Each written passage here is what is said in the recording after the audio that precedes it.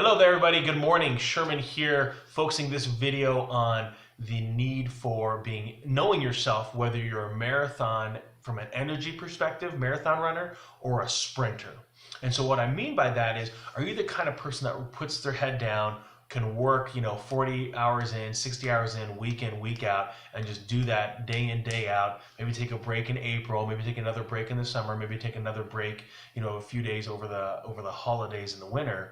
Or are you more the mindset that, hey, I want to run hot and heavy for basically 90 days, take a week off, then re-engage 90 days, take a week off. There's great books that talk about that concept of being like 90 days in, taking a break, taking time off. But you need to know yourself on how you like to engage in your career.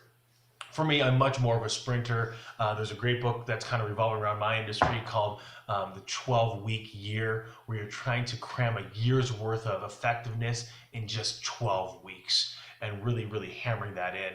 I'd say that 13th week then is basically taking a week off, reevaluating what went really well, what didn't go so well, and then re-engaging for the next 90 days. And I think as people deploy that kind of concept really in shorter increments, they might find a better routine than always looking 12 months down the road. You find that oftentimes that 12-month view, your first 3 months, then they're not very urgent because you have this long runway to run after.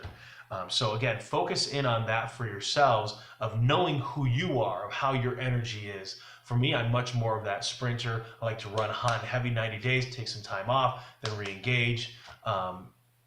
And so for me, it's about time at task, and then be able to then recuperate, sharpen my saw, and just reevaluate what went good, what went bad, what was ugly, what are your wins, what are your losses, and then let's deploy and go after for the next 90 days.